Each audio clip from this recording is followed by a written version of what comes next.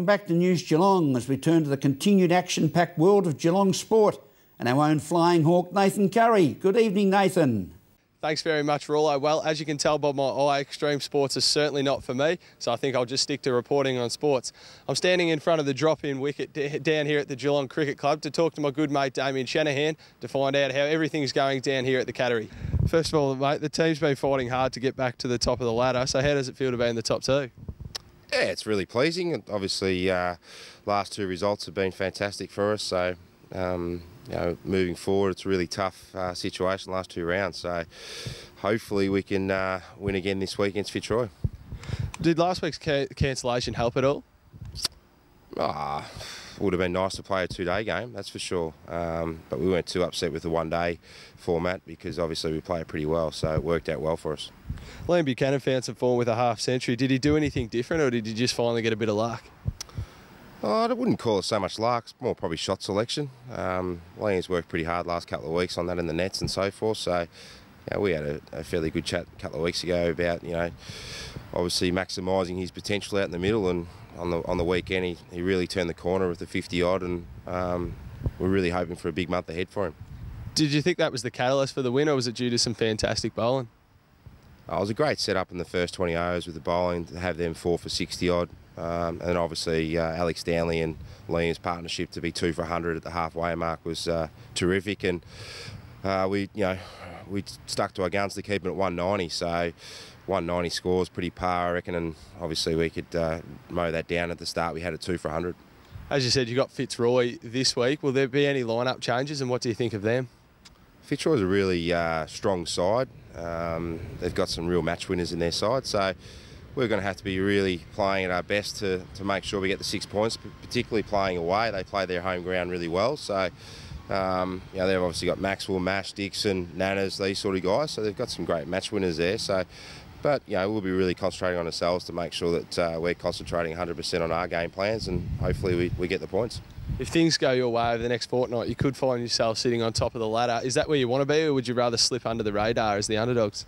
Look, I think while the opportunity is there to strike is to finish top two, which means, if you win your first final, you get another home final, and you're guaranteed that. So it's best way into a grand final, that's for sure. And look, we're hell-bent on making sure that we can finish top two, and obviously if we take care of business the last two games, they're really hard games, but if we take care of business, we'll eventually finish top two, whether it's first or second, doesn't matter.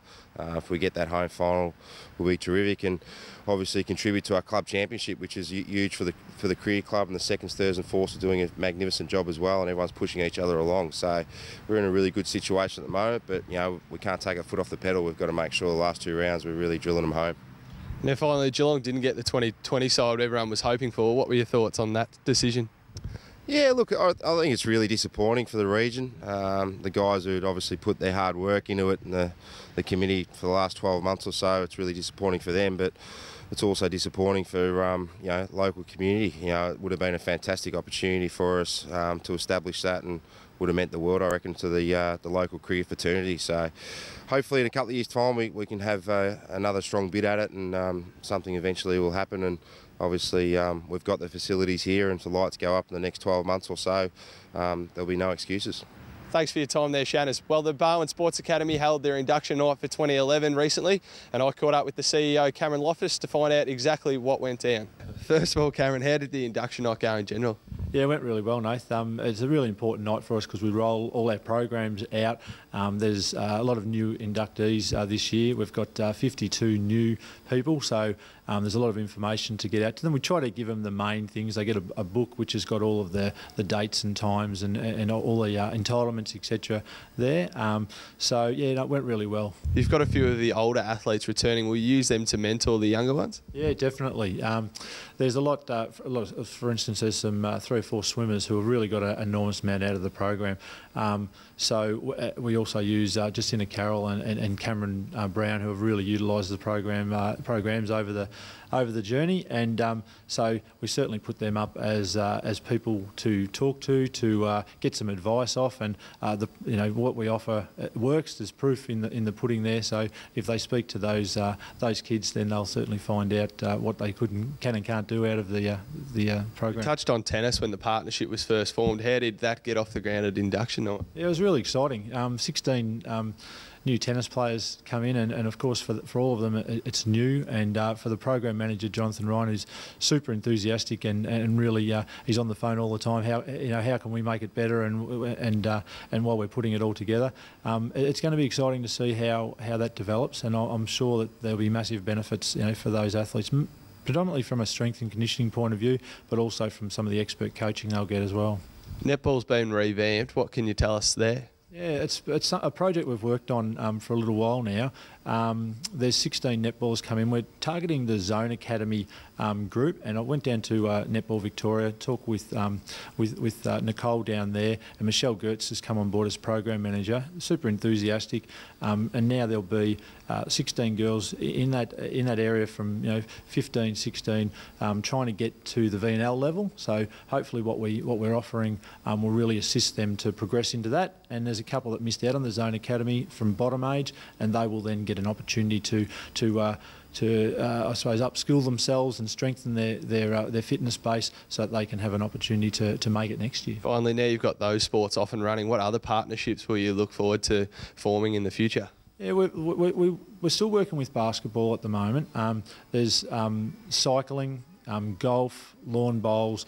We've got we're looking at softball, t-ball, etc., where there's going to be some individual scholarships offered to their top athletes in the state level there, and of course then you see the infrastructure around Geelong, around the Barwon region, and also the interest from the state body, and whether it's viable to make a partnership there. Thanks for your time there, Cameron. Well, that's it for sport tonight. I'll be back on Friday night, but until then, it's back to you, Rollo. Thank you, Nathan. We'll catch up with you next Friday evening from the world of pulsating sport. Our weather patterns continue to be a mixture of seasons in Geelong that keep us guessing from day to day. Joining us with the latest weather information is sparkling Lani Salathiel. Good evening, Lani. How does the weather look for the coming days? Thank you, Graham. Looks like we can expect some rain over the coming days. Let's take a look at the forecast. Tomorrow, Thursday, a mostly sunny morning, some isolated showers and the chance of thunderstorms from midday with a top of 28. For Friday, it's expected to be a partly cloudy day with some isolated showers during the morning with a top of 26. For the weekend, Saturday will be a cloudy day with areas of rain and a top of 26. And for Sunday, we're looking at a cloudy day again with some scattered showers and a top of 23. And starting the new week off on Monday with cloudy conditions, isolated showers later in the day and an expected top of 22. And Tuesday will be partly cloudy with a top again of 22. And today we saw a partly cloudy day with some scattered showers around Geelong and some thunderstorms due for tonight with a top of 27 today. And that's the weather for today. Enjoy the rest of your evening. In the meantime, it's back to you, Graham. Thank you, Lani. And thank you for being with us on News Geelong. Remember Rosemary Philpott, take your time and smell the flowers. From all the team at News Geelong, have a pleasant evening and a very good night.